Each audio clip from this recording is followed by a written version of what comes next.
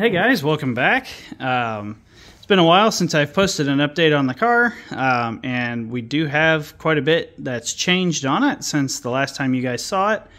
I think I showed that we started polishing the carbon hood in the last video. We still have not finished that, but we'll get it there. It sure looks better polished up, and this isn't even done yet, so it's coming right along. But we've got the airbox setup done, and I am super happy with how that's turned out. The catch can is all finished up. The 8AN, or sorry, actually 10AN. These are 10AN hoses. The routing turned out perfect. I am really happy with how this box has turned out, and I think this thing is it's pretty awesome. So the filter sits down in here, Alpha Lock. You can easily just twist this and disconnect the filter from the intake tube, and then the intake tube doesn't even have a clamp on this side because it doesn't need one, and you can just pull that right out.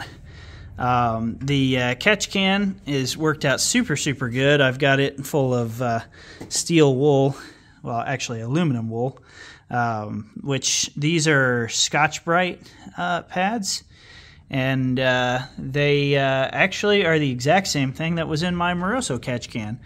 So, and it's kind of baffled because the tubes come into the side, they immediately hit the side of this filter, which it's only open on the bottom. So it hits a hard wall after going through the aluminum wool, has to come down and around, and then the pressure relieves through the top. So because it hits the wall and has to go down and around, there's a lot of airflow going through that aluminum scrubber pads, and it pulls all of the oil vapor out, and it works super well. I've got a drain down here that I haven't quite finished yet. It's just dangling at the moment, but there is a little valve that I can open that's just hanging down there, and then easily drain the catch can whenever I need to. And I'm glad I did that because that always fills up with water since we're running on E85. But works super well. I am beyond happy with how it's turned out, and threw a Force Performance sticker on there as a little nod to the turbo setup. But we're making really good progress on getting the tune done on this. Been working with my tuner, and we had some issues with this newer design Tile MVS gate at first.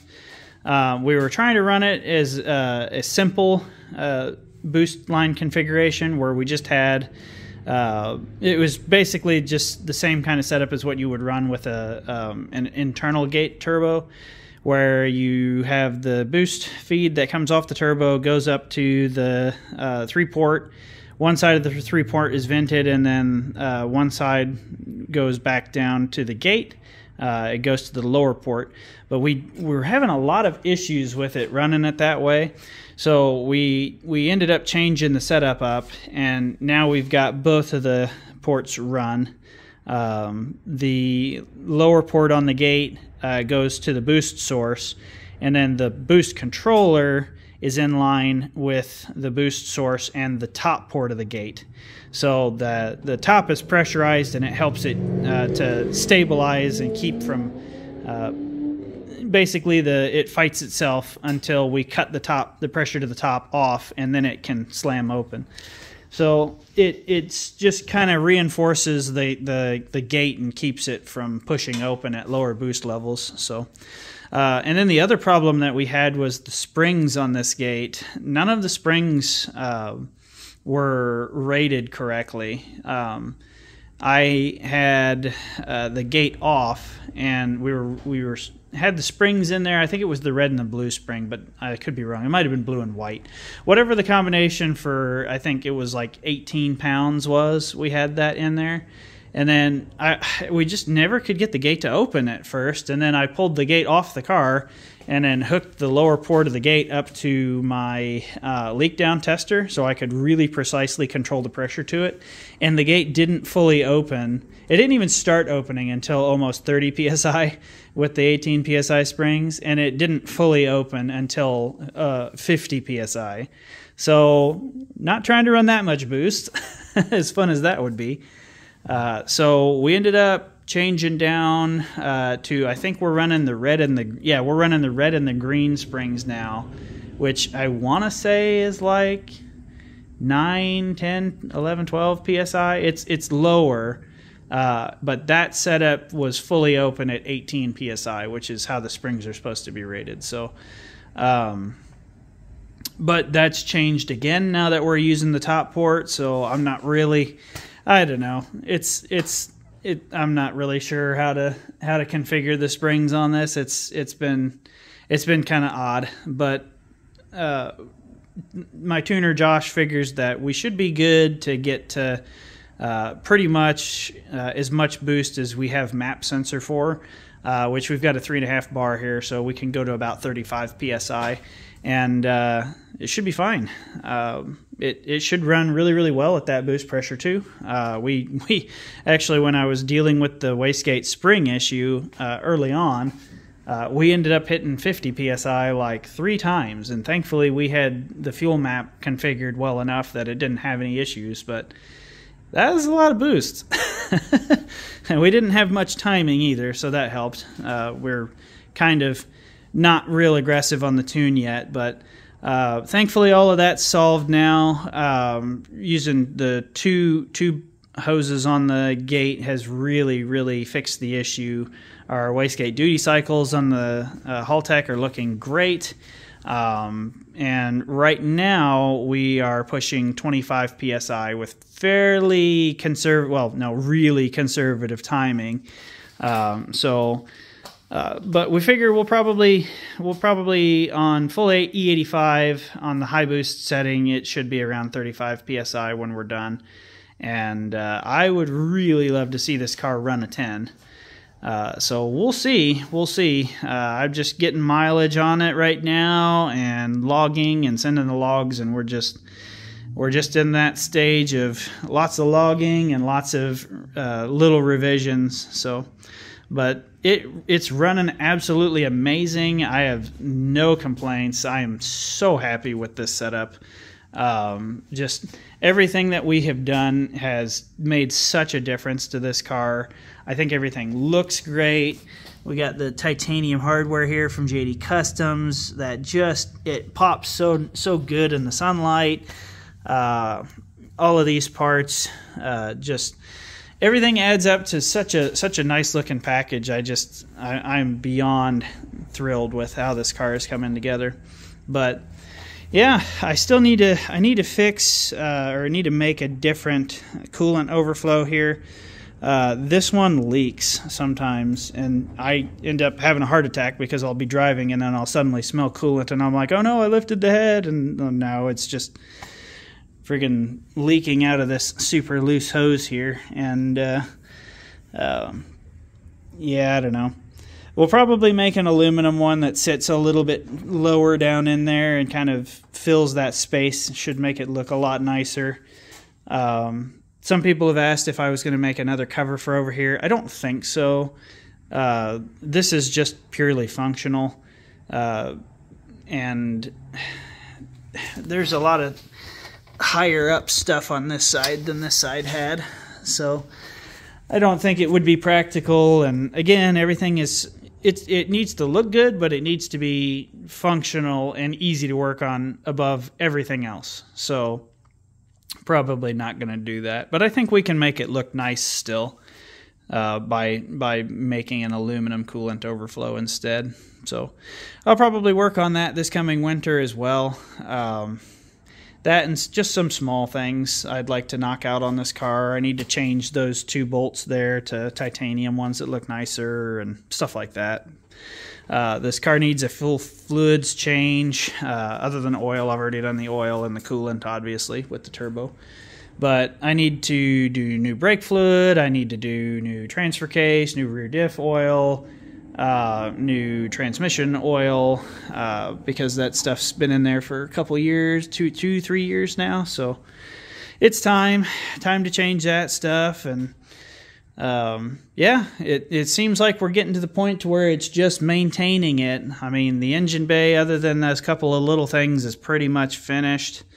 Oh, I do still need to finish my steering rack that I'm building over here. But if anybody has an Evo 8 or 9 left-hand drive, so USDM Evo 8 or 9 steering rack, I am trying to find one that is used, and preferably one that is blown, or at least as cheap as possible. People want like a crazy amount of money for second-hand Evo steering racks, and I've got a right-hand drive one, but it doesn't really help me. The reason being is I need to pull the pinion assembly off and pull the steering rod out of the rack and depower it, and then put those on the Mirage rack so that I can have the two turns lock-to-lock ratio. The Mirage racks are 3.5 turn lock-to-lock, and let me tell you, that wears you out driving on Tail of the Dragon. So having a much faster ratio rack would be amazing, and that is definitely one of my higher priority things to do. So that's something that is something that I'm going to be trying to work on here soon as well. Fixed the blower motor on this car today. 20-year-old me many years ago, and you guys have probably seen the videos if you've been watching the channel for a long time, because I was documenting this build all the way back then. But the crimp that I did for the blower motor wiring, well, it did not hold up. Where did I put it? Not sure where it went. Well, basically, we had things got a little melty, and oh, it's right here. Yeah, the the wiring got a little hot, and the reason is because this crimp looks awful. 20-year-old me, do better. What in the world? That's terrible. So, and I'm not talking about the melted parts, like just the wire's only on half the crimp. The crimp is crimped terribly. Yeah, that's not the way we do things anymore. I'm not surprised that this got really hot. The resistance had to have been terrible. I'm surprised it worked at all. But now that I've done a lot more wiring, I put heavier gauge wiring in, brand new spade terminals, crimped the ends closed so that they'd be really tight on the spade terminals in the blower motor, and used really good crimping tool, got really nice crimps out of it. And then I ended up using the bare crimps to crimp the wiring in. These work really nicely if you use the right type of crimper. Something to squeeze the entire thing all around instead of just like putting one notch in and then you use heat shrink on them. But yeah, it's a lot nicer, and I've got a lot better wiring tools now than I had when I was a kid. This thing has been a lifesaver. Highly recommend that, and these are nice too. These are nice too. So yeah, fixed that and it works again. Was really cold last night. Took this out to get food and was like, oh great, the heat doesn't work. So, but that's all fixed now. Besides this car, I've been working on other stuff here in the garage. The blue car, I've been finally starting to work on it. I swapped the headlights out. I had the, this is a 2012 WRX. This used to be my daily driver until the engine let go on it. But thankfully we caught it before we had any catastrophic damage. But I am super picky about making sure that I can see what my engine is doing. And one of the early mods that I did to this car was put an oil pressure gauge on it. And it's been great for years and years. And then 2 summers ago, I started noticing that the oil pressure was dropping gradually. And we had a fairly new sending unit in the car. So I was like, well, I'm pretty sure it's not the oil pressure sending unit.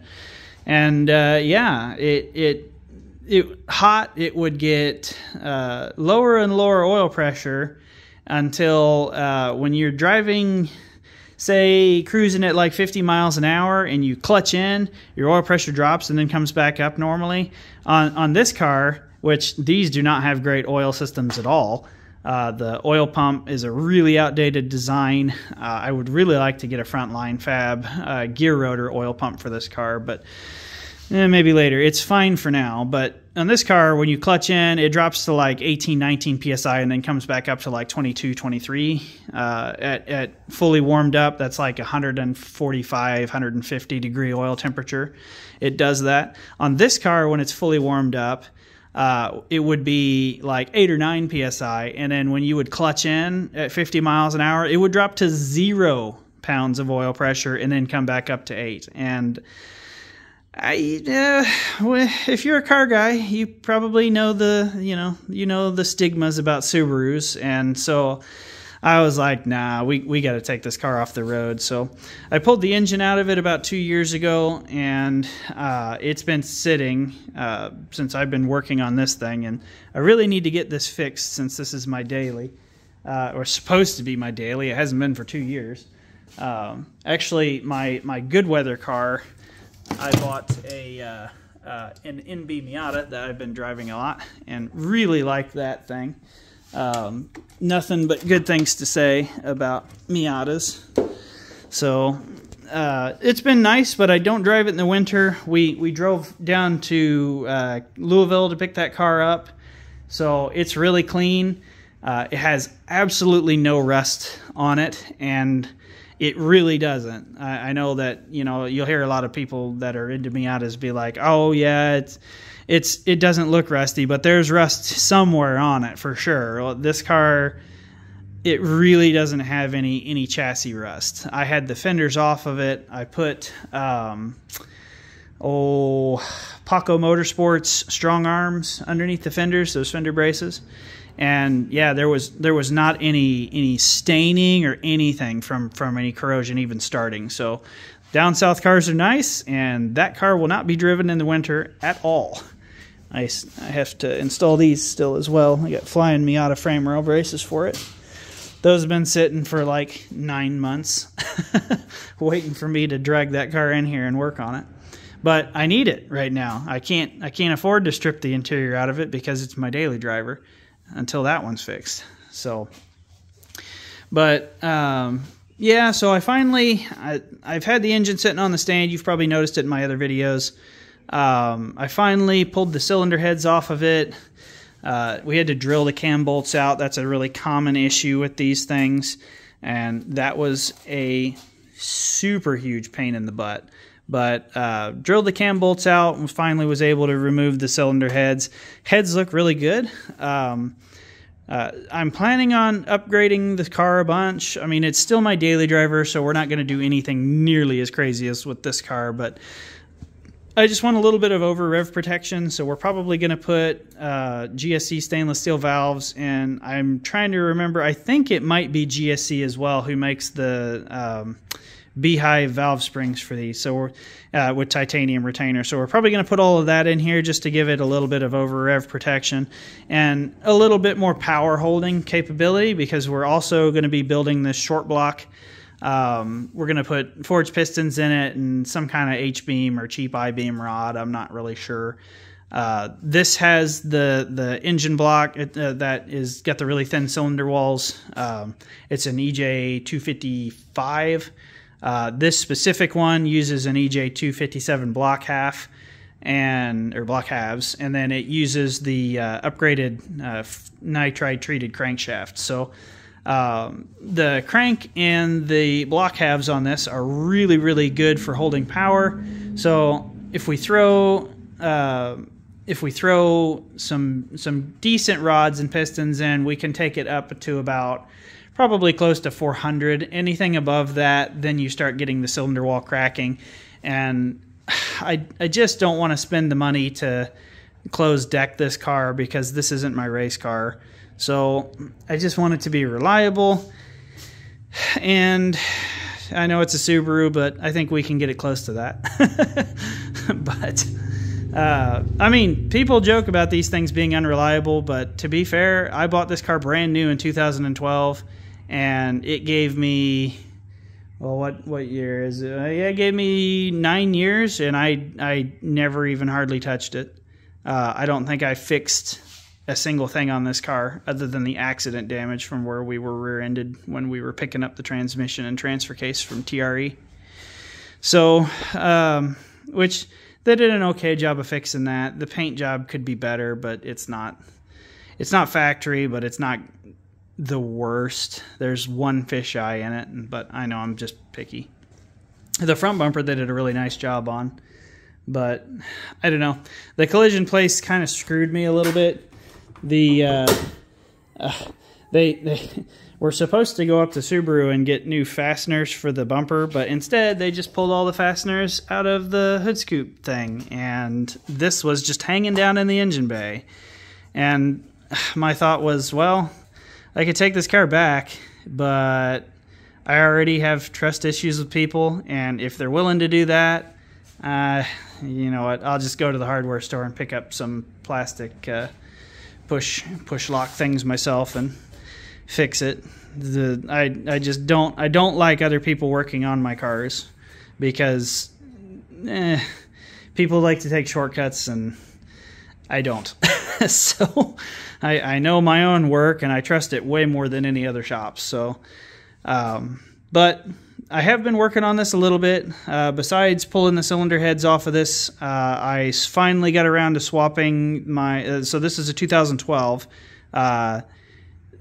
2011 and... or no, I'm sorry. 2010 and 2011 WRXs had the black housing headlights, and 2012 to 2014 had the chrome housing ones. I bought a set of these black housing ones from a buddy several years ago, and I finally got around to swapping those onto the car. Moved my LED. I have Diode Dynamics SL1, maybe, I think, bulbs in here, the LEDs, and those have been awesome. So I swapped those over to these headlights. I'm planning on taking the chrome ones, doing a retrofit on them, to give me an LED high beam as well, and you know, add some color to these. I'll probably remove the orange, and then I've already put LEDs in these as well. So I'll probably, I don't know. We have to keep some of the chrome, but I don't think I want the amber lens in there. That's not a light; it's literally just a reflector. So we'll probably paint that. We might. I don't know. We'll see. We'll see what I do with it, but I'm not even super worried about it right now. These black housings will hold me over for the next couple of years at least, so we'll live with it. But I got the front bumper back on, and yeah. So I got to figure out. Obviously, these 5-speeds don't hold power for anything, so I'm probably gonna put a 6-speed in. And you know, some kind of decent single plate clutch, something inexpensive. Again, it's my daily, but it needs to be comfortable as well as hold some power. So we'll figure something out. But yeah, it's got a long way to go. But besides working on the cars, I've been working on the garage here a little bit too. I spent a bunch of time out here today, cleaned it up.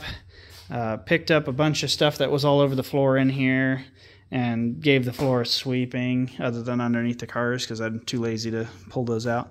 I had a 32-inch TV out here that was from like 2003, and I pulled my 40-inch TV from like 2005 out and put that out here instead. I mean, it's a big upgrade, you know.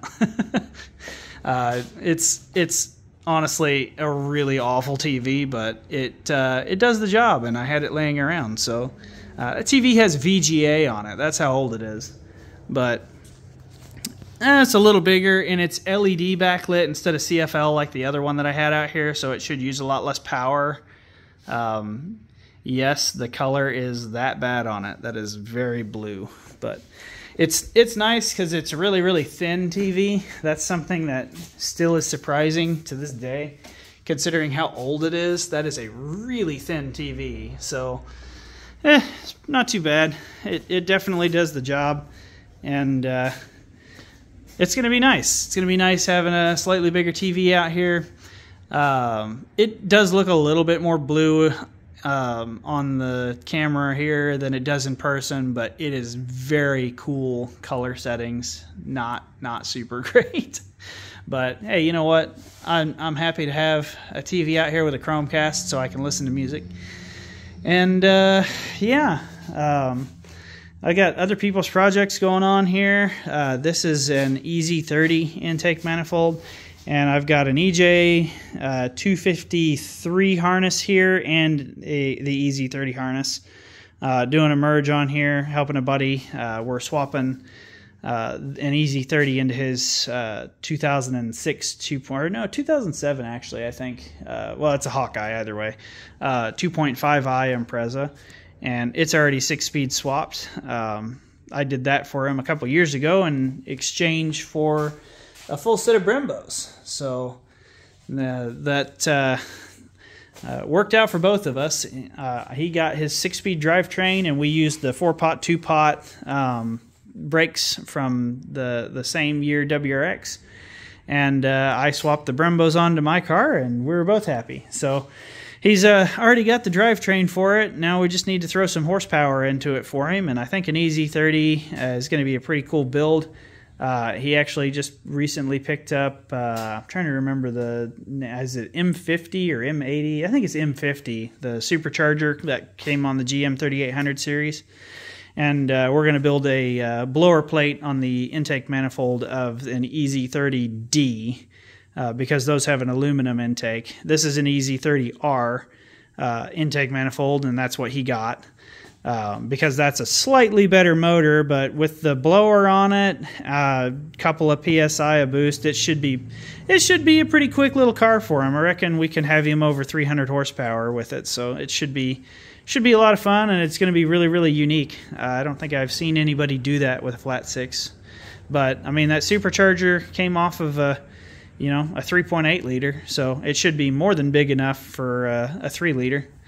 And yeah, there should be a lot of fun for him. But I got to work on mapping these two harnesses out and seeing what pins are different. And I got to add two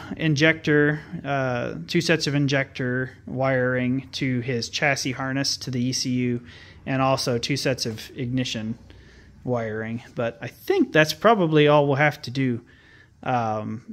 I think that those are just single AVCS, so no, and the 253 also was single AVCS, so I don't think we have to add a whole lot of extra wiring. It might just be those 2 extra cylinders worth of injectors and ignition. So, but yeah, we got all kinds of fun stuff going on here. It's never a dull moment. But yeah, hopefully we'll be able to get the tune done on this here over the next couple of weeks, and I really think we should be in the 10s with this car this year. It is really fast, so it is not even close to where it was a couple of years ago. This car is so much faster. It's unbelievable. So I am really excited for things to come, and yeah, hopefully we'll get this one fixed and have this one running fast times, and things will be good. So, but anyway, that's I think all I got for you guys right now. I can't think of anything else that I've done other than just small stuff. I hung my pressure washer handle and hose over there, and yeah, it's just things are coming along. So, yeah. Well, I guess that's all I got for you guys for now. So yeah, I guess stay tuned, and hopefully maybe this time I won't wait for so long between update videos. We'll see. Maybe I'll try to get some GoPro footage of the car now that we've got the new turbo running good and everything. So yeah, I don't know. I guess we'll see. Alrighty, well, I'll see you guys next time.